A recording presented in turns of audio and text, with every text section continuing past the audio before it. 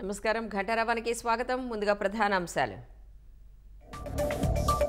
రాష్ట్ర వ్యాప్తంగా ప్రారంభమైన పింఛన్ల పంపిణీ, ఇంటింటికి వెళ్లి అందిస్తున్న సిబ్బంది, ప్రజాప్రతినిధులు.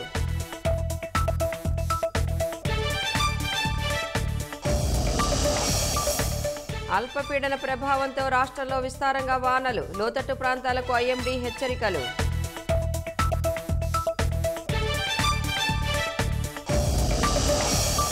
వర్షాలపై అధికారులతో ముఖ్యమంత్రి చంద్రబాబు సమీక్ష, అప్రమత్తంగా ఉండి ప్రజలకు సూచనలు చేయాలని ఆదేశం.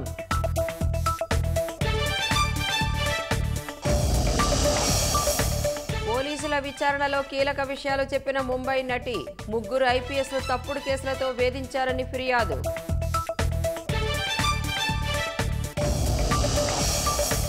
నేడు 3 వందే భారత్ రైళ్లను ప్రారంభించనున్న ప్రధాని, రాష్ట్రాల మధ్య అనుసంధానం పెరుగుతుందన్న రైల్వే శాఖ.